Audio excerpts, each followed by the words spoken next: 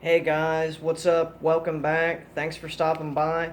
Jorge Nito here, and as promised from a previous published video on the color change, the flicker change, if I just said in that last video, if I get some likes on that performance, I'll go ahead and release a tutorial. We had a faithful few smash the like button, a total of 5, and that's okay. I didn't set a goal for number of likes. I just said, hey, like the video. We got 5 likes, so I'm doing the tutorial right now.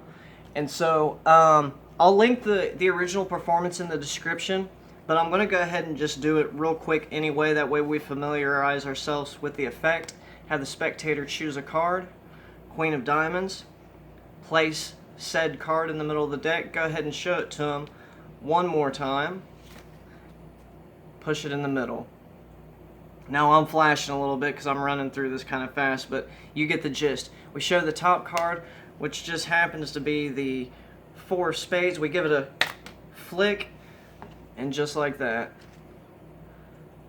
it is the Queen of Diamonds. Okay guys, so the actual color change itself is pretty simple.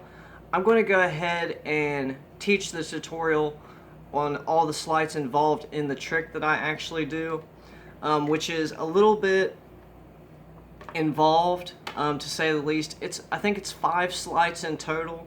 So you're going to do a card control. The card control is the first thing you do. You do a pinky count, pinky break, double lift, and then the actual change. And so very simple. You just have, it could be any card. It's a free selection. You have the spectator choose a card, place it on top, and you legitimately place it in the center of the deck. Now, to control this card to the top, the sleight that I used is bow to stern. I have an in-depth tutorial on my channel. I'll link that in the description, but I'll just run through it very briefly. But the key to controlling this card to the top is when you lift up to show the spectator the card. So when I lift up, I'm going to do it from the side, I'm actually breaking off this whole top section from the break. Okay, so what it looks like in real time, like that. I'm going to move the camera around just a little bit so you can see just a little bit better. Let's say they pick the 4 of spades, place it in the middle, say, okay, I'm going to show it to you one more time. You slide up just like so, and you're getting this top card underneath of their selection. See what's happening there? While they're looking at it. Now when you do it fast, it happens, it's a little bit easier. You can kind of get underneath of it, and you're really just squeezing your thumb and middle finger together. And what happens there is it pulls that card to the top, and it shoots a couple cards out in the middle. So it still looks like their selection is, they just seen it, you come back down, they still see it sticking out. What they don't realize is it's actually now on top. So you can go ahead and push that in. I'll do that one more time, just because I know this is probably an intermediate sleight, and it took me a while to actually learn it. I learned it in about a day, but it took a little bit of practice. But the thing is just getting a good grip on this top packet of the cards. Make sure you have a good grip before you lift up. And in the action of lifting up, you're breaking away the top pack, at the same time sliding the top card underneath their selection and pushing everything forward. I'm going to do this one more time very quickly. I'm going to try to do this up here, that way you get a better view. Their card goes in the center, just like this. When you lift up, you're breaking off the top packet, sliding the top card underneath, and you're squeezing your thumb and middle finger together, bringing their card to the top and causing that top packet of cards to push out. This is what's happening. You see that? It's the top packet of cards acts like a pushing mechanism to protrude out a bunch of cards. It just looks like there's one, but in reality there's several.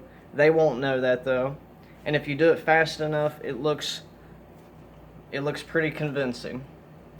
Just like that, we have the 4 spades in the middle, and So that's what I did. There are obviously there are some easier card controls. That's what I did. So anyway, now their card is on top. At this point, I do a pinky count and I count off 2 cards, just like that, and it just nonchalantly saying, okay, we got your card in the middle, and I just counted off 2 cards. There are plenty of tutorials online for the pinky count. You obtain a break under the 2 cards, their selection on top. I do a Stuart Gordon double because that gets me in place to maintain the break, because what you want to do, this is the actual change. You say, okay, this is the top card. It's not the 4 of spades, but it's the Queen of diamonds. And you're just taking your thumb and you're separating that card from their selection. Now, this is a little angle sensitive, but it's nothing to worry about. As long as they're in front of you, you could do this relatively easy. Wow. Can't do it at all. So anyway, that's what it looks like. At the same time, you want to keep a break right here, because what you're going to do when you display this, you're going to say, okay, that's actually not your card. You're going to flick it, but nothing's happening to this top card. But what is happening is you're releasing this card.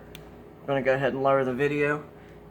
You're just letting it fall out, just like that. So you're flicking and letting it fall out. So it looks like this in real time. You do a wrist kill as soon as you flick and hear that sound. You flick, release, wrist kill, and so, and that is the actual color change, like this. Missed the flick. And obviously, once you do the wrist kill, you do not want to come back up, because then obviously you'll flash. So that's the color change, guys. I'll go through a very quick variation that's a little bit easier. You can have the spectator just say stop anywhere, and you say, okay, this card right here, and you point to this card, you flip it over with this pack. When you flip the card back over, you release the next card on top of it. Now when you do it fast, obviously, and you guys know this, you just flip it over. Now there's another card loaded on top.